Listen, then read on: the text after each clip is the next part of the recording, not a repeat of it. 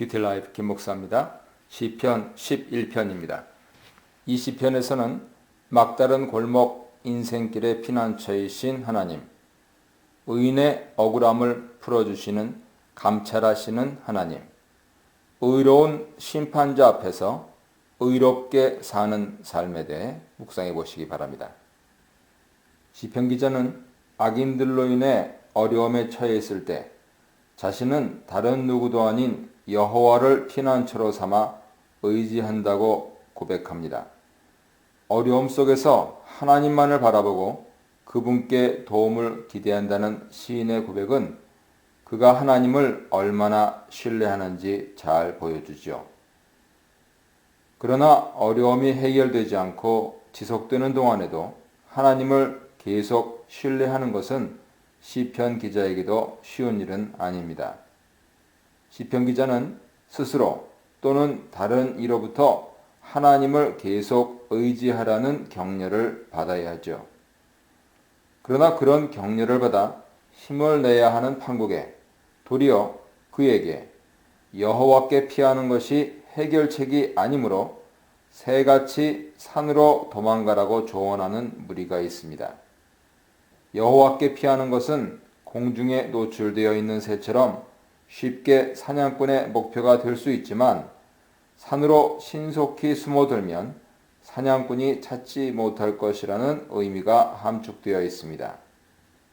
이 같은 조언을 하는 사람들은 시편 기자와 함께한 무리일 수도 있고 시편 기자의 목숨을 위협하는 악인의 무리일 수도 있습니다.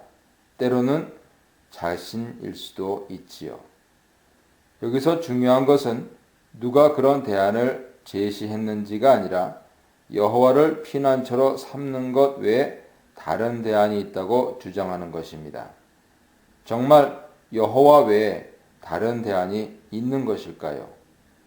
시편 기자는 이러한 제안을 듣고 어처구니가 없어서 너희가 어떻게 이런 제안을 하느냐고 반문합니다.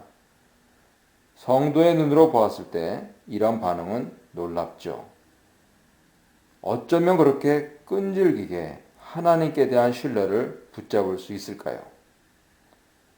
세상 눈으로 보았을 때 그는 어리석고 고집불통이고 꽉 막힌 사람이고 현실과 이상을 파악하지 못하는 사람으로 보일 수도 있습니다. 그러나 누가 뭐라고 하든지 사람 눈에 어떻게 보이든지 하나님만이 내가 피할 길이고 하나님만이 나를 진정으로 도울 수 있는 분이다. 그것이 시편 기자의 고백입니다. 시편 기자가 새같이 산으로 도망간다면 과연 살 길이 있을까요? 시편 기자에게 대안을 제시한 자들이 함께한 무리라면 그들은 기자가 하나님만 의지하기보다 신속하게 산으로 가서 숨는 것이 더 낫고 목숨을 건질 가능성이 더 높다고 생각했을 것입니다. 그런 나머지 그들은 산속 상황을 제대로 알지도 못하면서도 생사기로에 서 있는 기자에게 자신들의 추측과 판단을 선택하라 제안하고 있습니다. 만약 제안자들이 악인의 무리라면 그들은 하나님을 염두에 두지 않지만 산속 상황을 정확히 알고 있기 때문에 시편 기자를 산속으로 유인하려고 현혹하고 있는 것이죠. 실제 산속에서는 무슨 일이 벌어지고 있나요? 산속에는 사냥꾼인 악인들이 몰래 숨어 기자를 해하려고 활을 겨누고 있습니다. 활을 당기고 화살을 시위에 먹였다는 말은 그들의 계략이 치밀하고 시편 기자를 죽일 준비가 이미 완료되었음을 나타내지요. 악인들은 시편 기자가 피난처인 하나님을 버리고 그 산으로 속히 날아 들어오기만을 손꼽아 기다리는 것입니다. 시편 기자가 주변의 속삭이는 소리에 마음이 흔들려 산으로 향했다면 그는 죽음을 면치 못했을 것입니다. 그렇다면 산속의 악인들이 어두운 데서 비겁하게 숨어 노리고 있는 시편 기자는 어떤 사람인가요? 어떤 사람이기에 그 자들이 그를 해하려고 몰래 숨어 있기까지 하나요? 악인들이 화를 겨누고 있는 자는 다름 아닌 마음이 정직한 자입니다. 시편 기자는 자기가 마음이 바른 자임을 밝히면서 악인들에게 죄 없이 쫓기고 있다는 사실을 넌지시 말합니다. 악인들은 시편 기자가 마음이 정직하든지 부정직하든지 문제 삼지 않습니다. 그들의 목적은 그저 그를 해치는 것이죠. 성도 주변에도 이와 같은 악인들이 있어서 우리가 정직한 마음을 지녀도 우리를 비판하거나 해를 끼칠 수도 있습니다. 그러나 그런 일을 당했다 해서 절망하거나 포기하지 말고 하나님을 바라보아야 합니다. 그렇지만 만약 성도가 마음이 부정직해서 어려움을 당하고 있다면 겸손히 회개하고 다시 정직한 마음을 가져야겠죠. 3절은 1, 2절에 연이은 시편 기자의 대답으로 볼 수 있고 또 1, 2절의 요약으로도 볼 수 있습니다. 여기서 셰트라고 하는 단어는 사회 질서를 의미하는 기초로 번역할 수 있습니다. 그래서 시편 기자의 질문은 세상의 기초가 무너지면 의인이 무엇을 하랴 하는 말로 풀었을 수 있습니다. 이 질문에 대한 답은 무엇입니까? 사실상 시편 기자 질문에는 세상 질서가 무너지면 의인이 할 수 있는 것이 없다라는 대답이 이미 들어있죠. 기자는 자신의 상황을 돌아보면서 인간이 사는 세상에 의와 공평으로 그 질서가 세워져야 함을 강조하고 소망합니다. 이와 동시에 자기가 소망하는 세상과는 거리가 먼 현실에 대한 아쉬움과 절망감을 드러내고 있지요.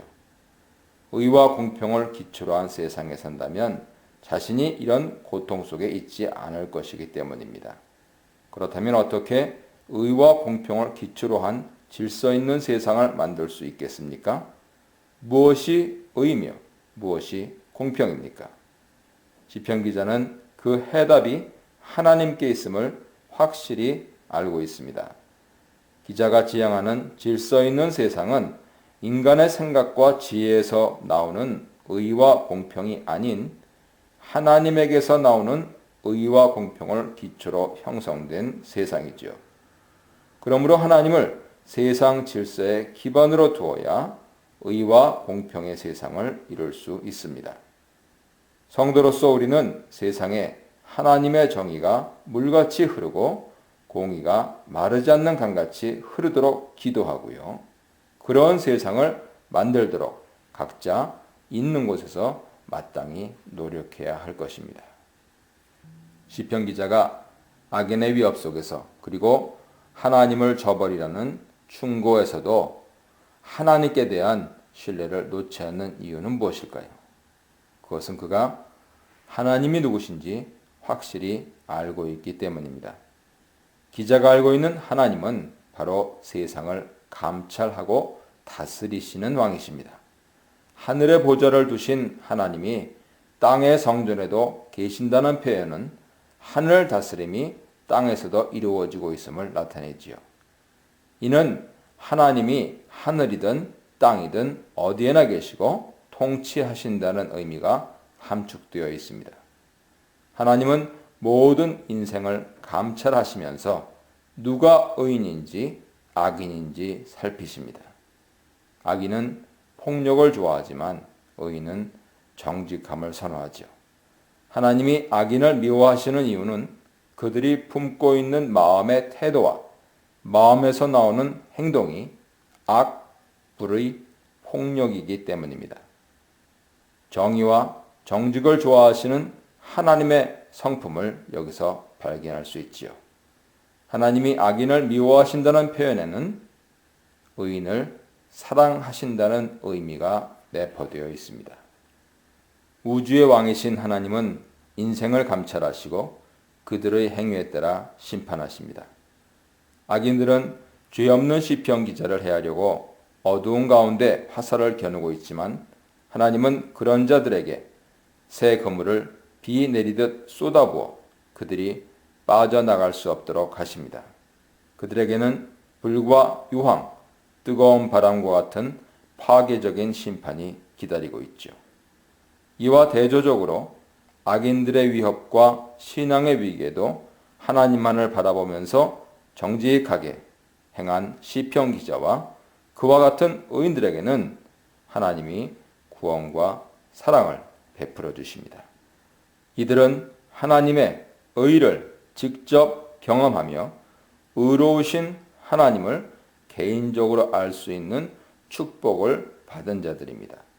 시편 기자는 하나님의 의로우심에 확신을 두며 그의 의로운 구원이 자기에게 틀림없이 임할 것을 기대하고 있습니다. 환난 속에서 하나님의 신뢰와 그의 구원을 확신하는 것이야말로 하나님께 대한 사랑과 믿음을 명백히 증명할 수 있는 태도입니다.